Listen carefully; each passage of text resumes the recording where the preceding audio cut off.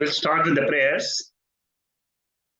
Om Sahana Bhavatu Sahanau Bhunaktu Sahaviryam Karavavahai Tejasvinavaditamastu ma vidvishavahai.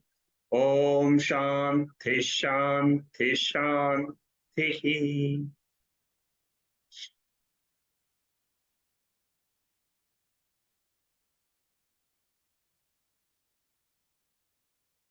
We continue our study of Panchadasi by Swami Vidyaranya. The first chapter, we have finished 58 verses out of the 65 verses. And today we're going to start the 59th verse. We are coming towards the end of this chapter, which deals with the phalam, the fruit of our study. What is the fruit of the study of the first chapter? There are two ways in which this fruit is mentioned. One is called as jñāna-mukti, another is called as avidyā-mukti. Jñāna-mukti means I am free from the identification with the body as me while living. I continue to live, but I let the prarabdha of the body continue. And then when the body falls, we say it is the jnani, he gets avidyā-mukti. Avidyā-mukti means he doesn't get reborn, he doesn't enter a new body again. So these are the two primary, if you look at any scriptural study, ultimately they say this is the result of all your study. According to the scriptures, our birth into this body, our identification with this body is the cause of samsāra. Samsāra means an experience of sorrow.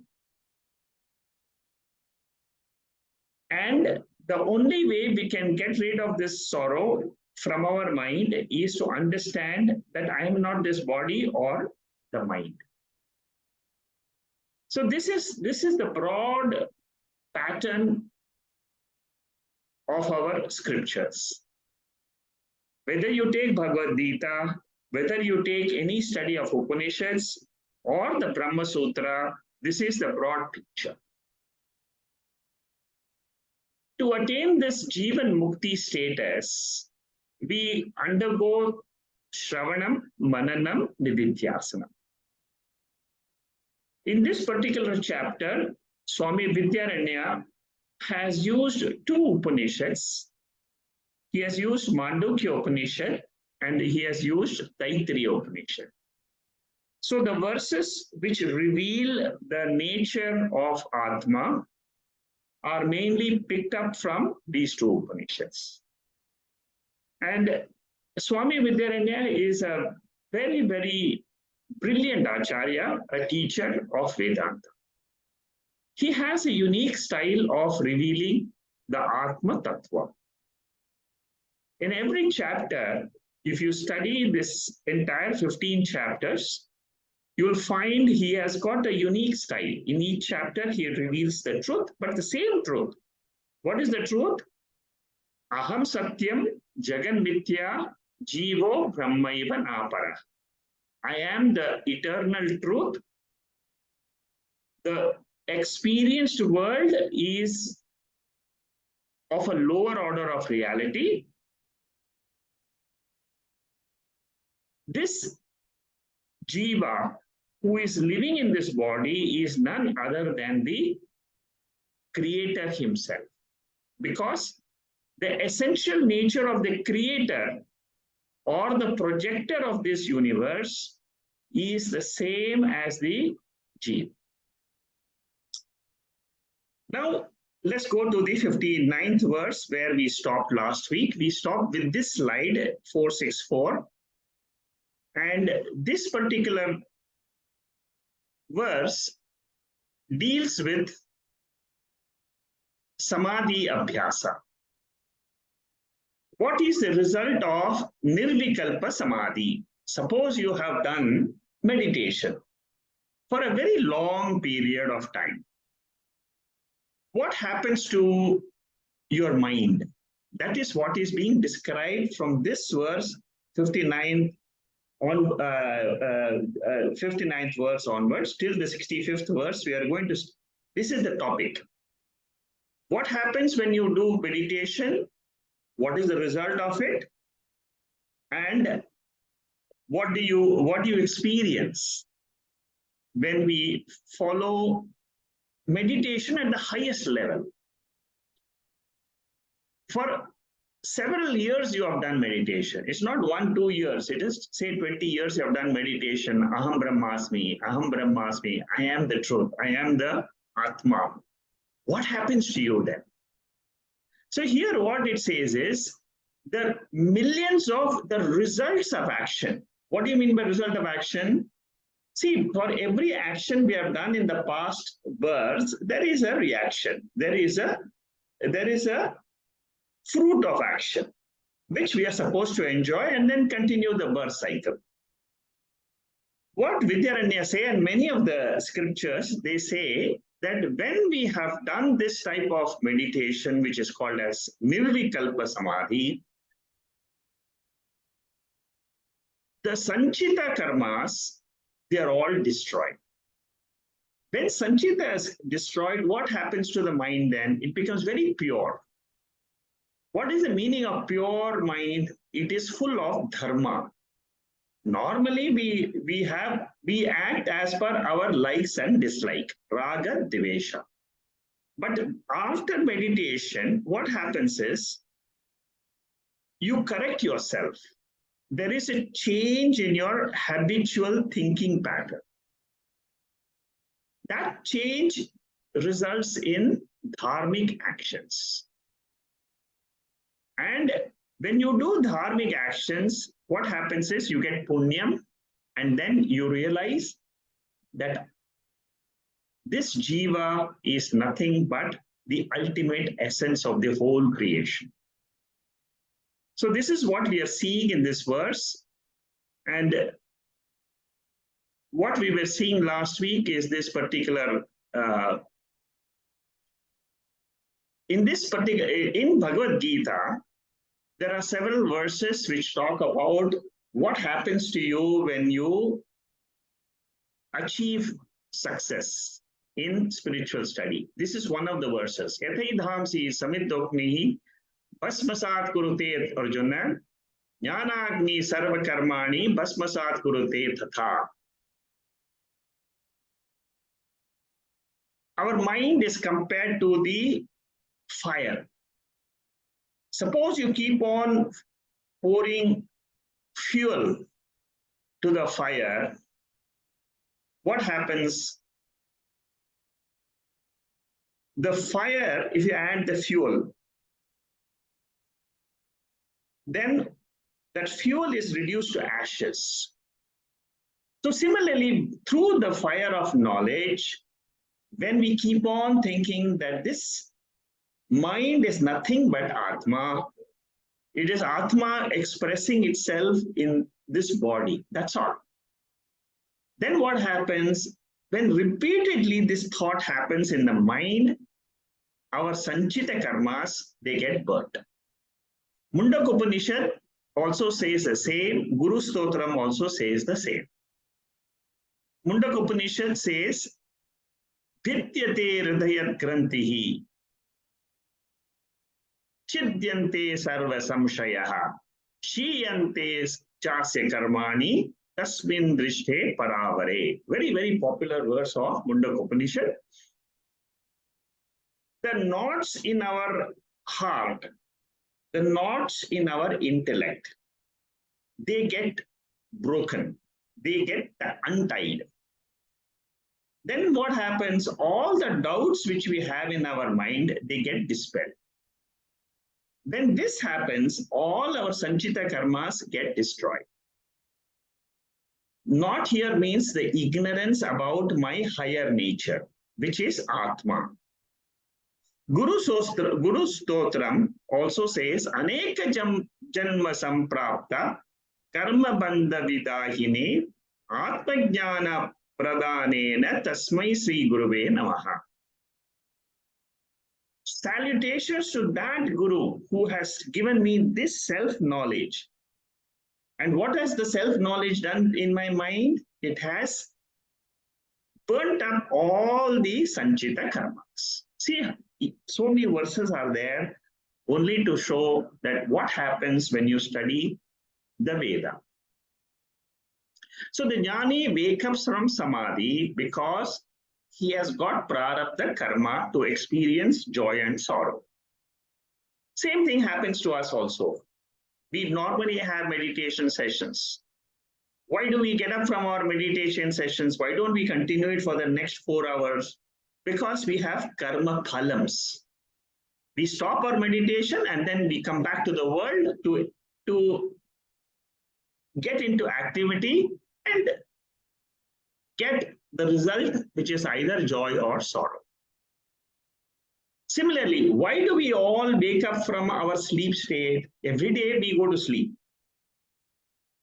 We don't have complete control over our sleep. We can put an alarm and get up. But suppose you say, no, I don't want to get up for the next 7 days. Not possible. The whole universe is designed in such a way that you will wake up from your sleep. Because the whole waking state is a projection. The controller is Ishvara. I am not the controller of the entire creation. Ishvara Srishti is this whole creation. Fire of knowledge burns the sanchita karma to ashes. One reality, what is the knowledge which I gain when I study this, say after study of say this chapter, what should I gain? What is the main knowledge I should have in my mind? The main knowledge is there is one reality. I can't describe what it is. That is appearing as para and apara. Para means what? It is para prakriti, apara prakriti. Chapter 7 of the Bhagavad Gita. Para prakriti means it is combination of maya shakti with the consciousness. What is apara vidya?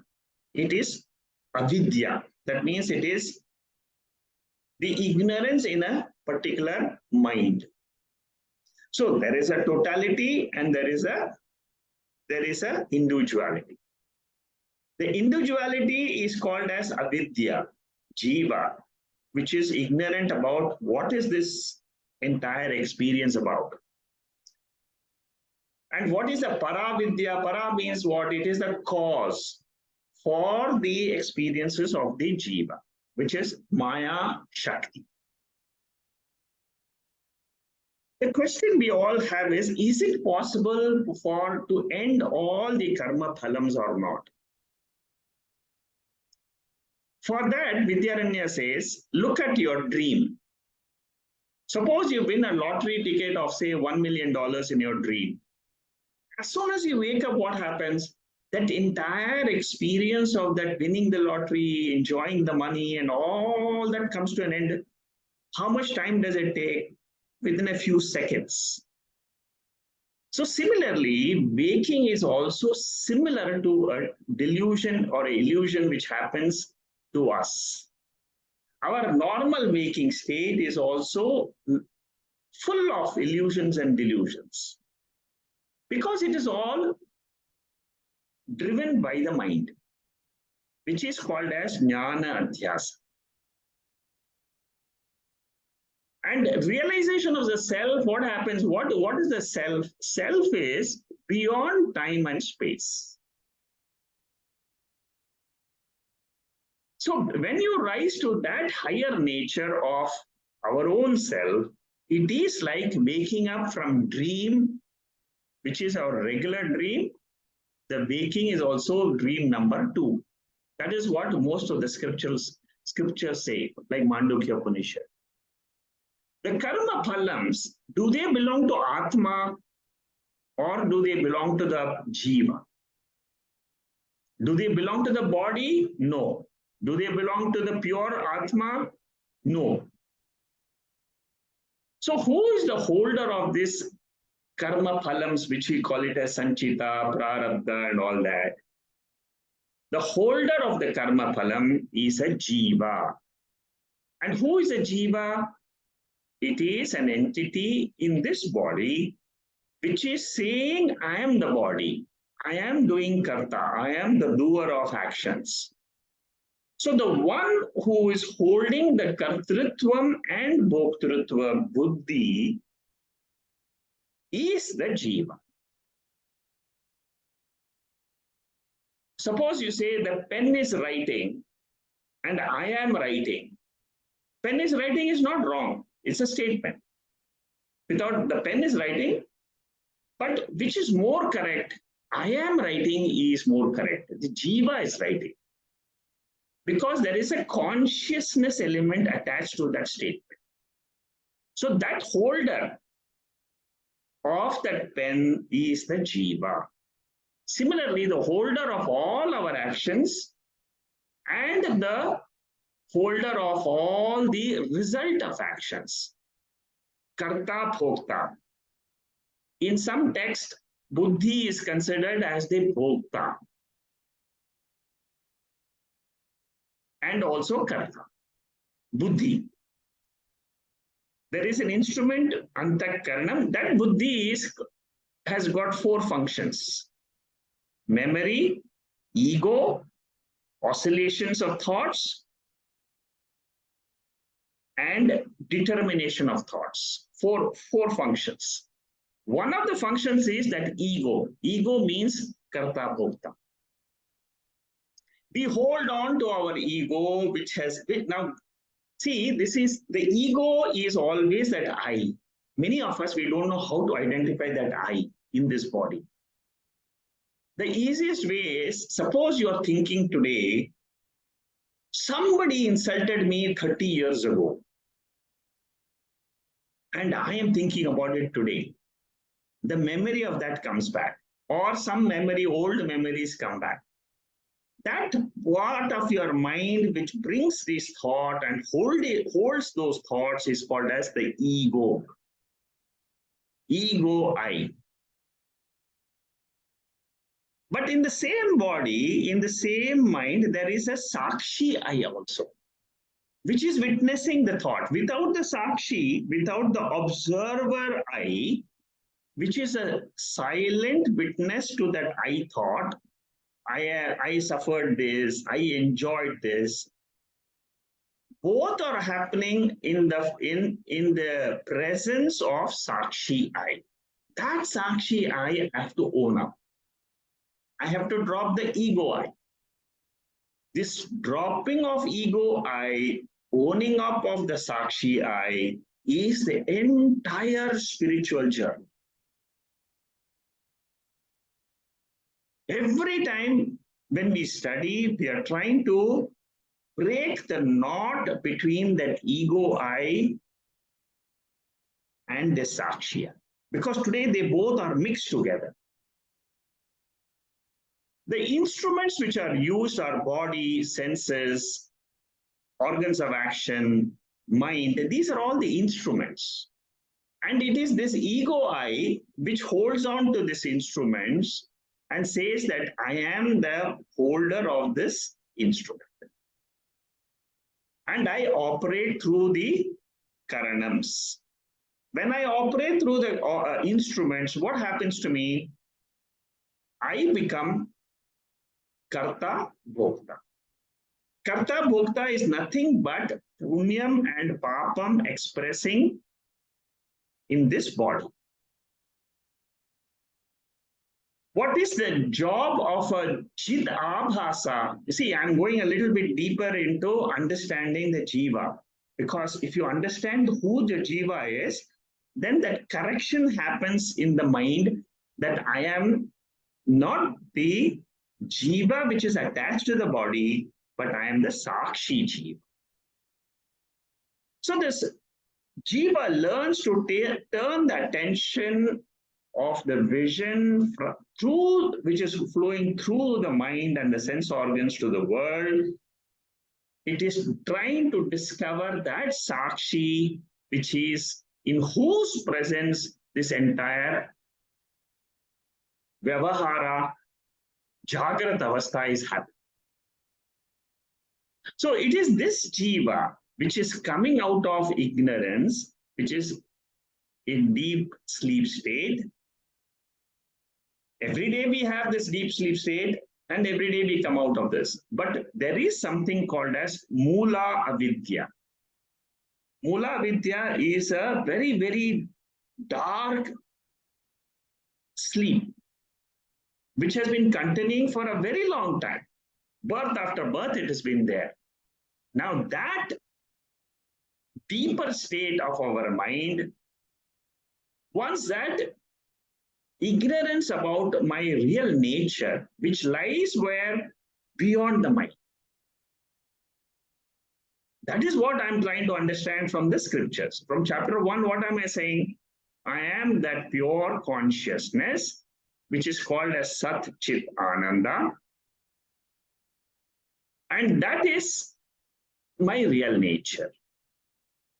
The imagined nature is what? I am the body, I am the intellect. This is the aham vritti. Whereas the sākṣī is nothing but it is a reflection of consciousness in this body. That is why we always use the term reflected consciousness. Because this consciousness is everywhere. It's all pervading. When it appears in this body, it is called as the jiva. When it is outside without the identification with this body, it is Paramatma. So the Jivatma realizes that I am that Paramatma, which is the pure consciousness, which is never identified with anything. It is like the merger of the reflected face in a mirror to the original face. That is what is called as moksha. I get liberated from the thought that I am the reflected face. So this consciousness is reflected in the total universe and in the individual body. Total universe is called as Ishvara, individual body is called as Jiva. Okay, these are slightly deeper study of how this ignorance is removed. Ignorance is of the nature of tamoguna, which is avidyā. Ignorance is avidyā. Tamoguna means it is one of the three gunas of Prakriti. Rajoguna is activity. Sattva guna is knowledge. I am pure consciousness. Tamoguna is complete darkness. I don't know who I am. So in between I am the Atma and I am the body, in between what is there is ignorance. The aham vritti is today attached to the ego. And as it is that ego which is called as bhokta or karta, and it is enjoying the punya papa. Okay, these are all diagrammatic explanations of whatever I have said in the last 10-15 minutes. Okay, so in Nirvikalpa Samadhi, what happens is the jiva realizes that I am one with the Adhishthānam Brahma. See, these are all different terms used for coming out of this mind and realizing I am free. That's all. So when this happens, what happens? Jivatva bhava is destroyed, the punya papam is finished, and I am free. For example, if a person is has committed some crimes and is put in jail. And then in the jail he dies. This entire file is closed. The same thing happens to a ajnani. His file is closed the moment he realizes, I am the pure sākṣī Chaitanya. When he knows that he is the pure sākṣī Chaitanya, what happens? Shuddha pure dharma, which is called as punyam, that flows out through in his lifestyle. A lot of beautiful qualities come to a jnani. See, as you grow in spirituality, you will suddenly find some new qualities which you have never experienced before. This happens.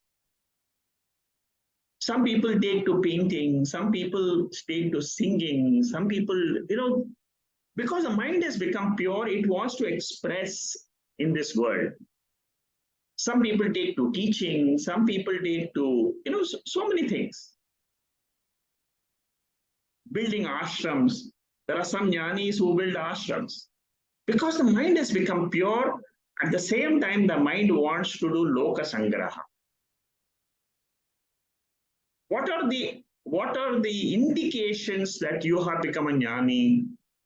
In the 16th chapter, the first verse of the 16th chapter of the Bhagavad Gita, Sri Bhagavan Uvacha Abhayam Sattva Samshuddhihi Jnana Yogo Vyavastitaha Dhanam Namascha Yajñascha Swadhyayastapa Arjavayam. All the sattvic qualities come to you. That is what is said. In this chapter, what Vidyaranya says is Dharma Megha comes to you after you have freed yourself from the knots of ajnana. Okay, so these are some of the other explanation of similar thoughts. Pure dharma, goodness, auspiciousness, the qualities adorn a person. Adorn a person means it adorns a jnani. And then what are the indications of a jñāna-mukta? Beautiful verses are there in Bhagavad Gita, in the 12th chapter, in the 2nd chapter. Prajahati yada kaman, the self-realized person. How does he say it? What happens to his mind? Lord Krishna says there is no more desire left. He's a fulfilled person, completely fulfilled. This is one of the advantage of study of scriptures. See, we are always limited by our desires in the mind. Can you imagine, suppose you have no desires and you say, I am full. I don't need anything in this world. I'm very happy. That is a sign of a jnani. That is what is described in the 55th verse, which is a very, very beautiful section of 2nd chapter. 55th verse to 72nd verse.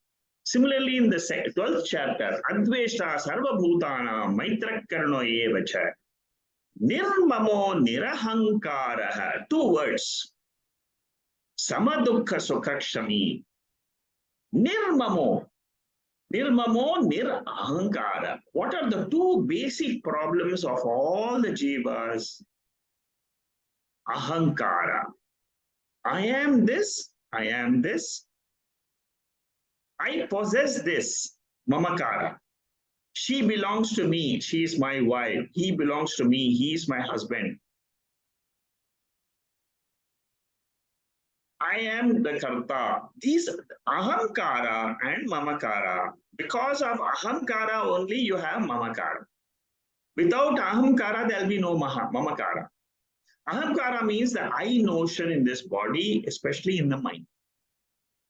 Mamakara means the I notion which is attached, all the objects and beings which are attached to this I which belongs to the body. These 2 notions, once they get dropped off, you get amanitvam, adambitvam, ahimsa, shanti, arvajavam, acharyopasanam, shaucham, stairyam, atma vinigraha.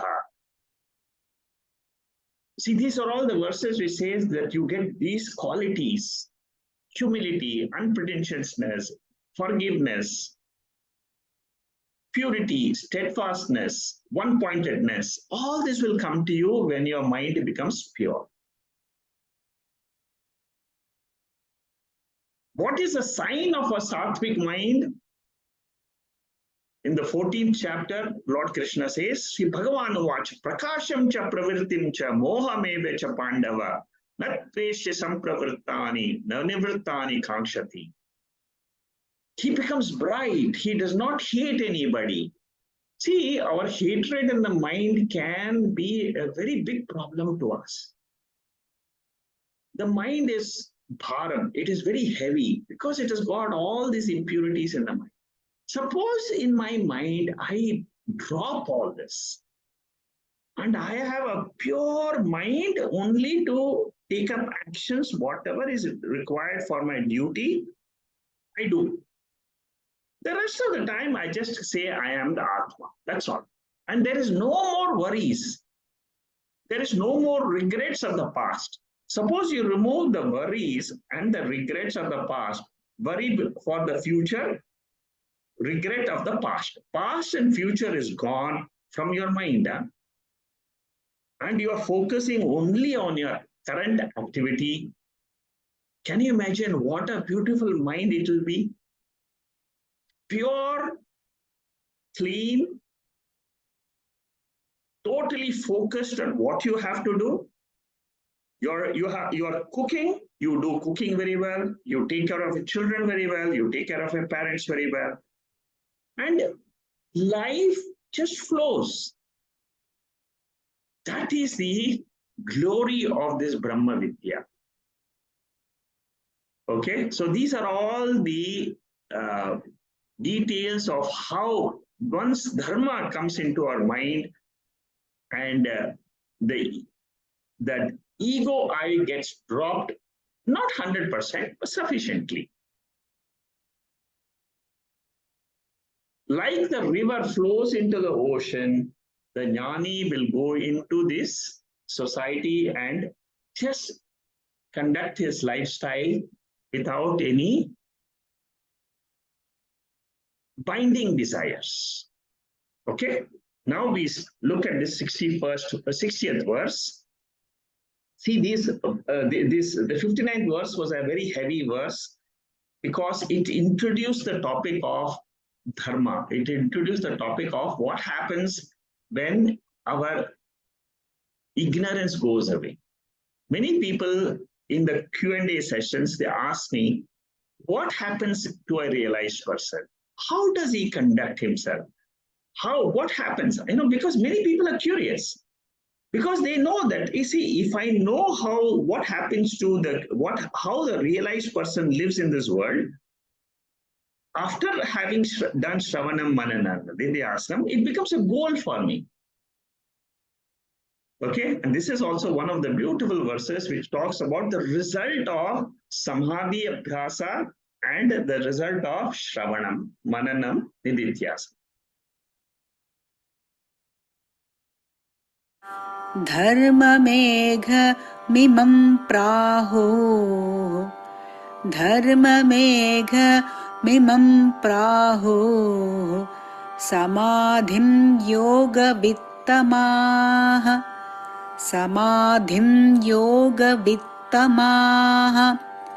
वर्षत्येष यतो धर्मा वर्षत्येष यतो धर्मा अमृतधारा सहस्रशः अमृतधारा सहर्षशः.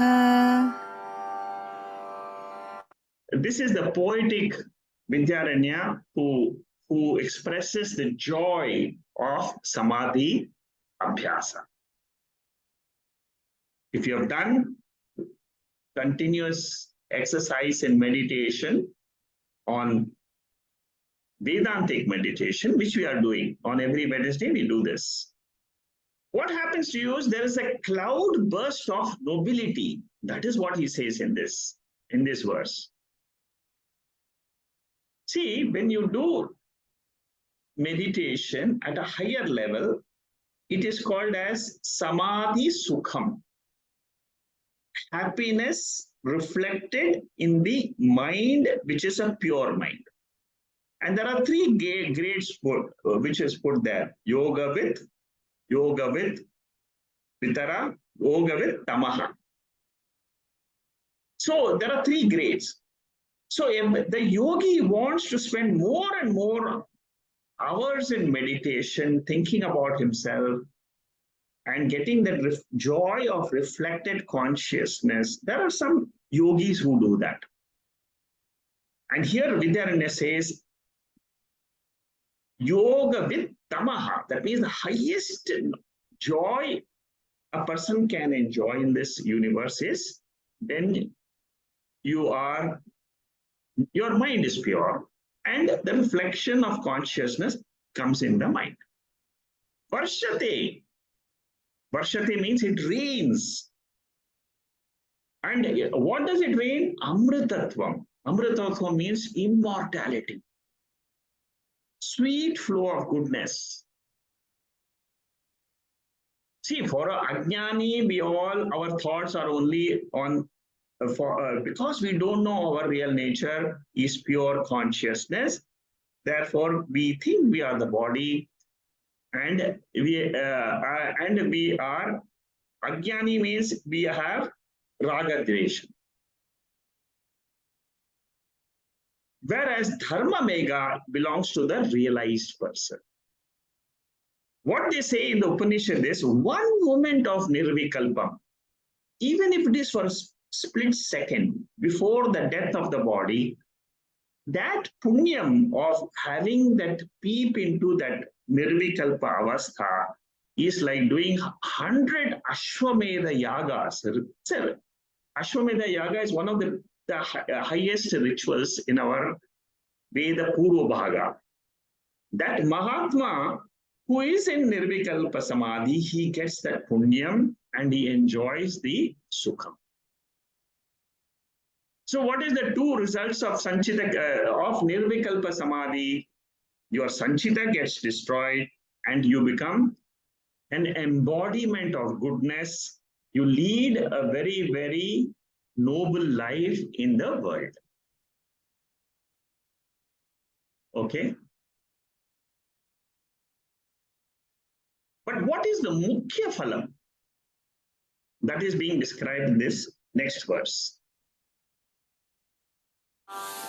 Amuna vasana jale, Amuna vasana jale, Nishesham pravilapite, Nishesham pravilapite, Samulonmulite punya, Samulonmulite punya, Papakhe karma sanjaye, Papakhe karma sanjaye.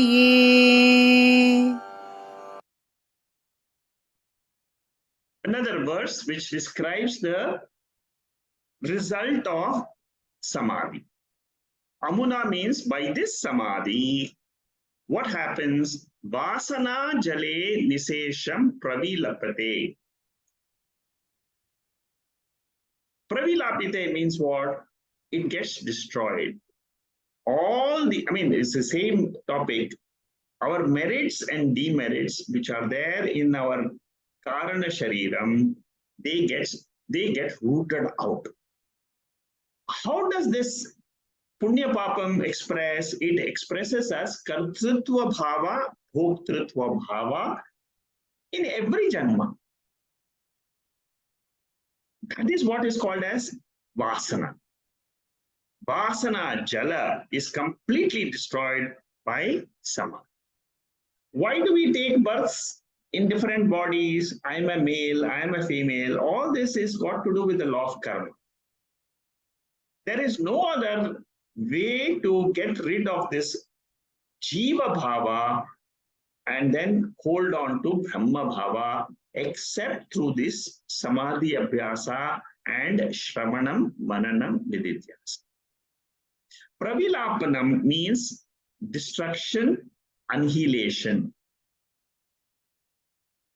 What is the process? Shravanam, it removes Pramanagata Sandeha, doubt regarding the teaching. You keep on listening, what happens? Your doubt regarding who am I becomes clear. What does Mananam do? Mananam, Prameya Gata Sandeha. Isn't the scriptures the teaching about the Prameyam, the object of knowledge? That gets the doubts regarding the object of knowledge, they get removed. Samadhi, what does Samadhi do? Samadhi is Viparita Bhavana Nivritti. That means I am a Jiva, that notion is replaced by I am the sākṣī. Sākṣī is pure existence, consciousness, which is always there, shining independently. Our subconscious mind holds on to this Brahma Bhava, Jiva Bhava to Brahma Bhava. And where do these vasanas they exist? They exist in the subconscious mind. When they express it, they become conscious. They are expressed in a conscious mind. That is why when we are conscious during the waking state, all the vasanas are getting exhausted. It is not easy to remove these vasanas. It's a habit. What happens when from the word habit you remove the H from it? What happens? A bit remains. When air is removed from the a bit, what remains? It remains. When I is removed from that it, what remains? T remains. T means the thought remains. Removing this thought means removing the impression. And that is what is called as Viparita Bhavana. Opposite nature of a thought is sākṣī. And it goes only by the surgery of Samadhi Abhyasa. Going into deep within our mind. That is why meditation for beginners is extremely important.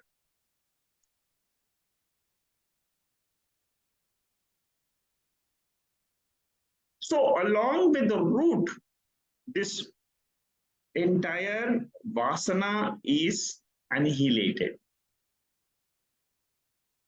That is what is said in this specific verse. Removing the punya papam, there is no use. What I have to remove is that karta, kartritva bhava has to go, sākṣī bhava has to come. Okay, next verse. वाक्यमप्रतिबद्धं सत् वाक्यमप्रतिबद्धं सत् प्राक्परोक्षावभासिते प्राक्परोक्षावभासिते करामलकवबोधं करामलकवद्बोधम् अपरोक्षं प्रसूयते अपरोक्षं प्रसूयते. Vidyaranya in this verse says that earlier I had paroksha jnanam. Paroksha jnanam means what? Paroksha jnanam means there is Satchidananda Brahman. Paroksha, it exists. Through the removal of doubts, the obstacles, which is I have some knowledge, ambiguous knowledge, vague knowledge, doubtful knowledge. When this doubts and vagueness is removed, what happens then? You get aparoksha jnana. Aparoksha jnana means what? That Brahman Satchidananda Swarupa, which you are saying is Atma, I can realize it in my own body-mind complex. What was indirectly known, which is called as avantara vakyam, but through mahavakyam, which is tattvamasi, what happens then? That Atma, which is paroksham for me, it becomes aparoksham. Why is it paroksham? Because there are two types of obstacles. One is samshaya, another is viparita bhavana. See, these two, Vidyaranya keeps on repeating again and again. These are the two malams. These are the two impurities in our mind. Samshaya means I don't know it clearly. I know, but I've got a lot of doubts regarding that. The doubts will go when you are doing when you do the mananam exercise. Manana means rotating the idea in your own mind. Okay, so these verses here say that when the obstacles are removed, like you hold a gooseberry in your hand, amala means gooseberry, and you can clearly see it. Similarly, you can see very clearly, I am that Atma, the Chaitanyam, and nobody can remove this from me later on. This knowledge remains with me throughout my life. Mahavakya, unobstructed, gives me the feeling that I am this Atma. That's what is mentioned in this verse. Shravanam, Mananam, Nididhyasanam is the only process by which this Paroksha Jnanam, which means there exists Atma, becomes Aparoksham. I am the Atma. Shravanam gives me the knowledge that there is something, I'm not the body, I'm not the mind. But after Nididhyasanam means what? I learn to remove the notion in my mind that I am not this, I am not this. And it is not just by once you say it. It is continuous process for a few years. Prasuyate, it gives birth to aparoksha jnanam. Aparoksha anubhuti, experience of direct realization, Brahma sakshatkara. These are all words which are used for people who have realized and who have assimilated this knowledge. See, these are the ending verses of the first chapter. It is now Vidyaranya is winding up the chapter by saying that if you do these things, if you have gone through this chapter, heard these 65 verses clearly, thought about the doubts in your mind, remove the doubts, remove the viparita bhavana that I am a jiva, remove that also. What happens to you is Brahma sakshatkara vritti will come to you. I am that pure self.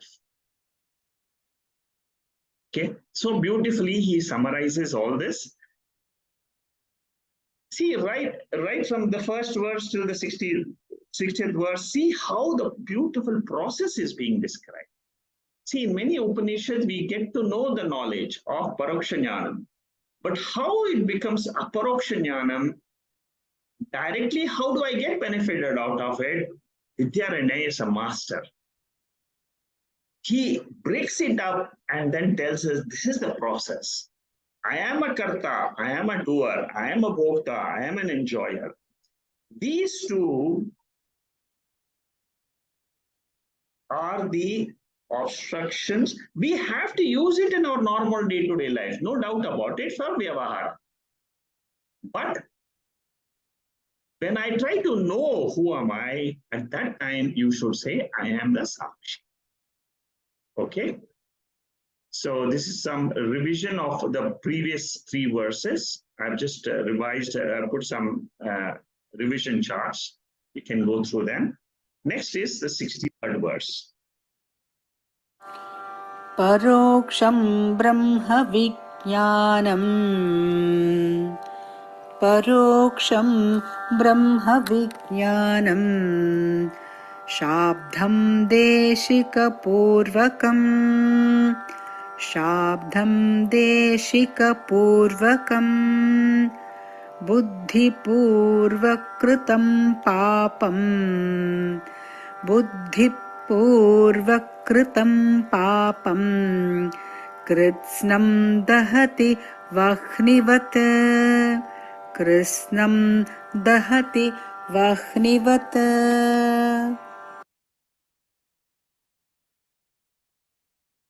The knowledge of this pure consciousness, once I have heard it from the Guru and I have burnt up all the obstacles in my mind, then I will have nishtha, commitment to hold this knowledge in my mind. That is what Vidyaranya is saying in this specific verse, 63rd verse. In the experience of Nirvikalpa Samadhi, the Tattvam has been realized.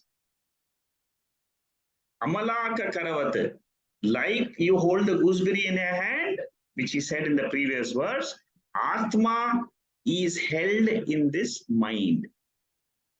Mahavakyam Tattvamasi becomes fully realized by me.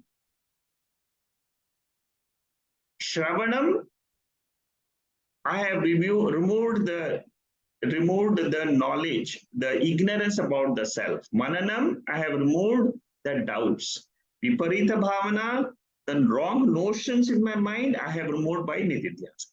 See, these three steps, what they are and what they remove, you should be very clear. Then only your mind will get into contemplation and your mind automatically will remove the wrong notions. When you get exposed to this pure nature of the mind, the viparita bhavana removal becomes easier. I am the jiva, karta, bhokta, that becomes easy to remove. When that gets removed, what happens? Punya papam is removed. And when punya papam is removed, what happens? Aparoksha jnanam comes in. Aparoksha jnana means what? I am that Atma. See, there is a big gap between paroksha jnanam, poroksha jnanam. Paroksha jnana means there is God. There is some sākṣī. But that sākṣī is in this body. I am that sākṣī. I am not the mind. I am not the body. That transformation takes time. That is what Vidyaranya is trying to explain in all these verses. 53rd verse to 62nd verse is Shravanam and Mananam, which is Adhyatma Upanishad. Who am I? I'm not the mind, I'm not the body, I'm the Sākṣī. 57th and 58th verse, Vidyaranya own remarks about this process is explained. 63rd and 64th verse is basically from Skanda Purana. Whatever he's saying in this verse is from Purana, but it is an essence of that. The result, what is the result of this Paroksha Jnanam? Deeper Shravanam, Mananam stabilizes in Nididhyas.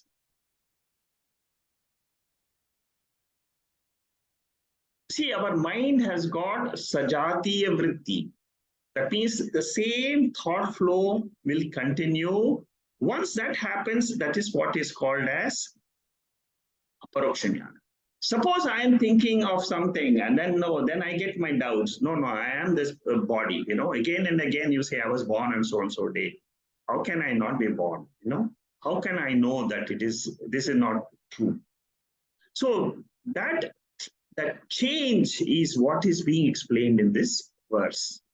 And who does this? A guru does the magic of lifting you up from your old notions and gives you a glimpse of that sākṣī nature. By the power of his mind, he is able to give it to you. When you analyze these type of verses, what happens is your mind becomes like a magnet. I'll explain this verse next week. I'll continue with this 495. There are only 2 more verses. Next week, I will finish this chapter 1. I will give you a little bit of summary of the chapter 1, and then we'll proceed to chapter 2. Okay, so that is what we are going to do next week. I will stop here. And now what I want to tell you is about what is happening in terms of our sessions. See, the last session we have roughly about 8 sessions left. I plan to stop the sessions for this year on the 13th of December. This is an announcement. I just want to make it. We are in October. On 13th December, we will stop our Panchadasi group study. So in the next week, we'll finish the chapter 1. There will be no classes from 14th December till the 13th of January, roughly 1 month, because that is the year ending, Christmas and New Year, and then during the first week, everybody has just come back from holiday. So basically, we will be having no sessions from 14 December till 13 January. At the moment, my idea is, we have taken Panchadasi in Wednesday sessions throughout this year. Today, for the first chapter, today is the 18th session. We have done 18 sessions for the 1 chapter of Panchadasi. So we have taken Panchadasi for quite some time, and I have given you some idea about Panchadasi, how Vidyaranya takes up the topic of Atma Vidya. So what I want to do is, by this year end, I want to stop Panchadasi. At the moment, my thought process is, I would like to take up Mandukya, Upanishad, Bhashyam, that is basically Shankara Bhashyam. It's a very, very difficult study. It requires a very open mind and a very fertile mind, imaginative mind. Because Mandukya Upanishad study is not easy.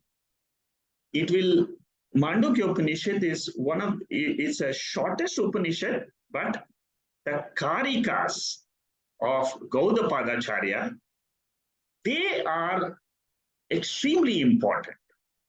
And they open up the entire spiritual study to a very high level. I hope I can take up these sessions. It's an extremely difficult exercise. I'm preparing the notes. And I plan to start this on Sunday, the 14th of January. So I'm shifting the Wednesday sessions to a Sunday session. There is a reason being, many people who are attending these sessions regularly have written to me, have spoken to me, and have requested me, if these sessions, instead of Wednesdays, which is a weekday, if we can have it on Sunday, it may be better.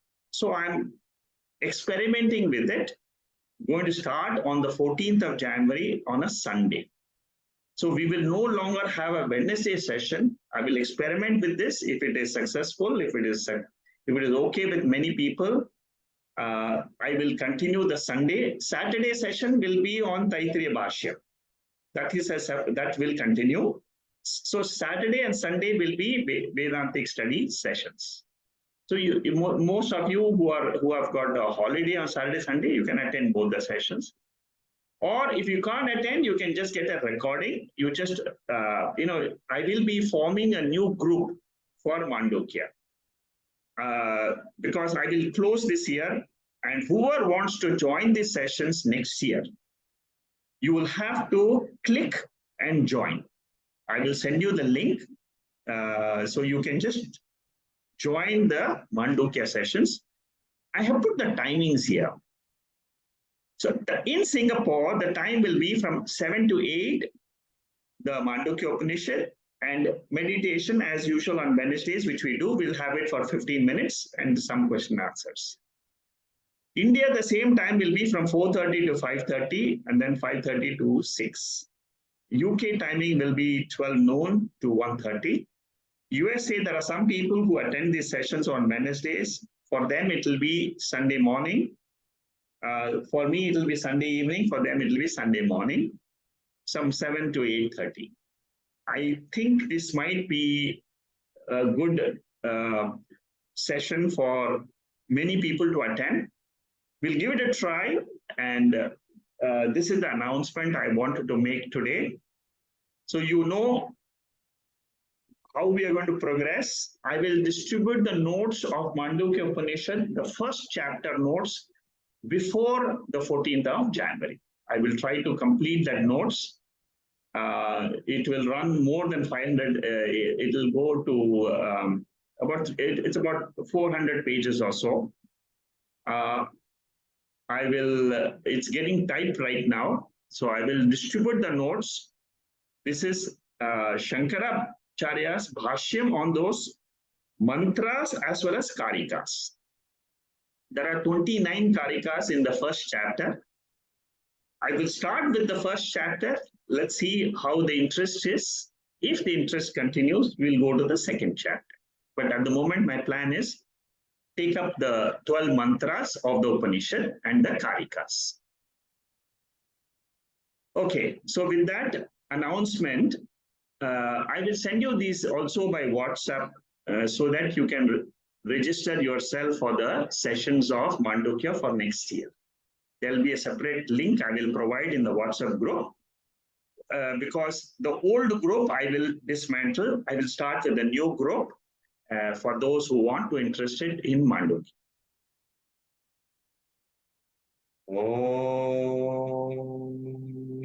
Om Purnamada Purnamidam Purnat Purnamudacchade Purnasya Purnamadhaya Purnameva Vasishyade. Om Shanti Shanti Shanti.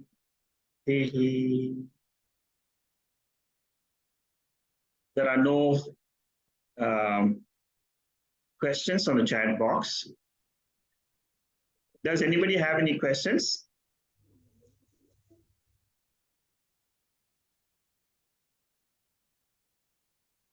Hello. Yeah, go ahead. Hi.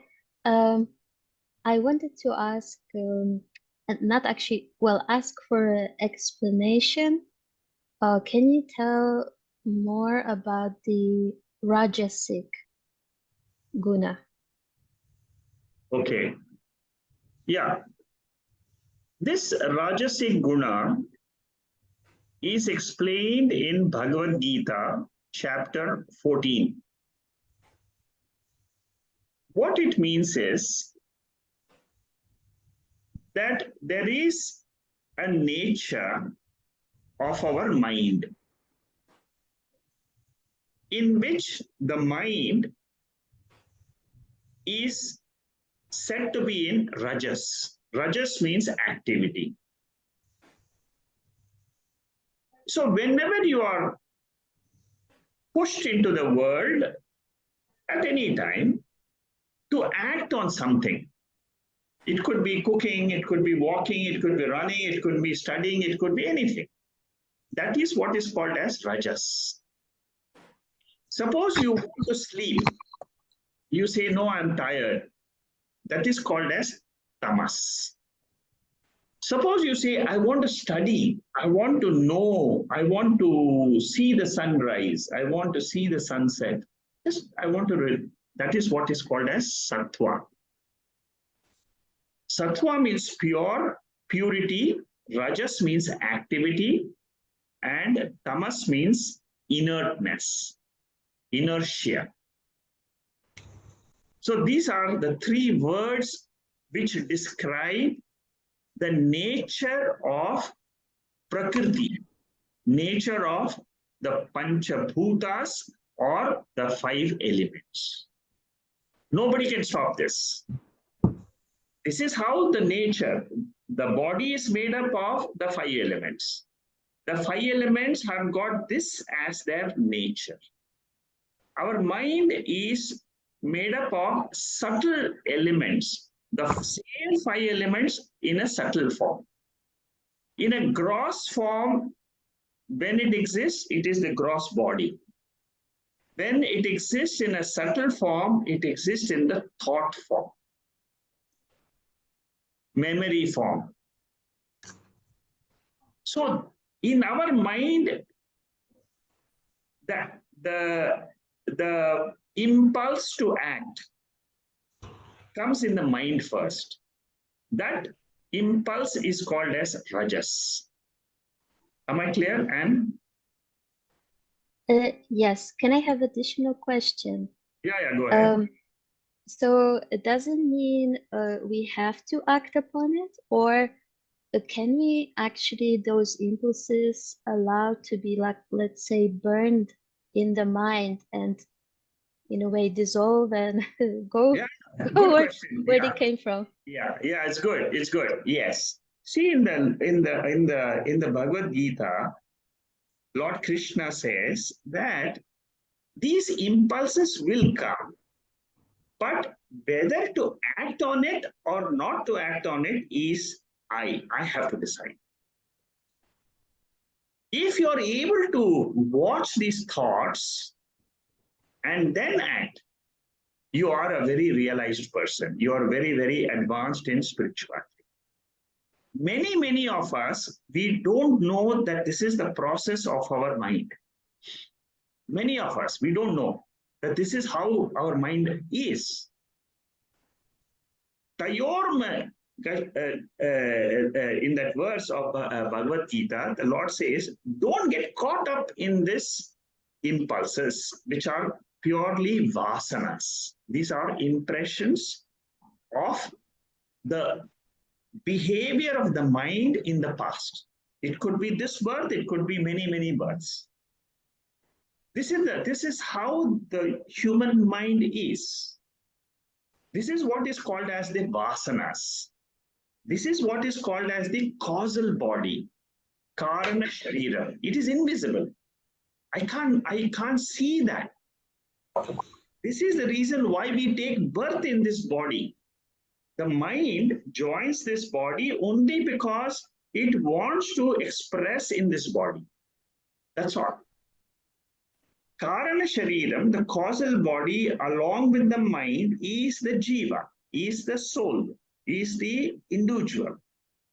That individual locates a body in the prakriti, in the nature, and enters the body and experiences it. So your question is, can I leave those thoughts and impulses and not act? Perfectly fine, it's possible. And if you can do that, then you can say that I have non-binding desires. Desires will come in the mind, but they are not binding desires. Binding desires is for a ajñāni, a person who doesn't understand the mind. He will just jump at every desire which comes to his mind impulsively. That is what happens to most of us. But if you are fortunate enough, through some training of yoga or some training of the mind, if you have been able to reach this level, it's an extremely advanced nature of your mind, and you have a very good control. All you need is the Upanishadic knowledge, which now has to percolate into your mind and say what is beyond that mind. What is beyond that Maya? Maya is mind. So you are an absolute fit candidate for Mandukya Upanishad. Okay, Anna, thank you. Any other question, any other doubts in this? No, I think that's it. Thank you very much. Thank you. In case you have anything further on this, you can ask. Let me see if anybody else has a question. Does anybody else has a question? Are you clear about the next year's sessions? Are you okay with the Sunday sessions? I just want to have some feedback. Can total beginners in the study of Vedanta join Mandukya Bhasha? A friend of mine wanted to ask. Yeah, you can join, no problem. See, Vedanta is something which you can join at any time. You see, because it's dealing with me. I want to know who I am. So it is not that you have to wait and, the spiritual study, you can join, no problem. Even, you see, what I will be doing is in my sessions, you will find that even simple people who have no background, they can understand. And you see, what will happen is there will be some deeper topics, but they will also pick up slowly. They will also know how to go deeper. See, many people, we don't know how ready is their mind. Their mind may be pure. So when they listen to this scriptural study, they may be able to pick it up, no harm. So encourage everybody to join, no problem. Good. Is there Sunday works for you? Good. There are many people who have written to me, please have it on Sundays. So that's the reason why I'm trying to shift to Sunday instead of Wednesdays. So we'll give it a try. So for the next week, I will start the second chapter. I will try to complete the second chapter. I'll give you a gist of it, because a very long chapter. But I will be able to give you a gist, and then we'll close this year with the Panchadasi. Next year, we'll see. The whole of next year will be on Mandukya. Whole of next year, because there are 52 weeks. And definitely, I will require the 50 weeks to take up Mandukya. Mandukya is not easy, but because it will take your mind to so many different corners, which you have never thought about. It's a very challenging Upanishad. I want to give it a try because it will give you some propositions to test for yourself. It's a very subjective Upanishad. You have to apply it to yourself and see what it says is true or not. It will give you some very mind-boggling suggestions, especially the Karikas. Karika means it is a commentary of Shankaracharya's Guru's Guru. And this Karikas, this commentary, which I'll be taking, is an analysis of the 12 mantras. You see, there are 12 verses of the Upanishad, but there are certain commentary which is written, and I find Mandukya Upanishad is one of the direct Upanishads. See, we are all students of spiritual study. We all want to know what is the Upanishad or what does the Veda wants to teach. I have found this Upanishad to be very profound, very profound compared to many other Upanishads. Therefore, I'm going to take some time to go very deep into this Upanishad. It will be a very deep study, and you will find a certain topics very challenging to accept. But that is how the study is. That is why it makes it so beautiful.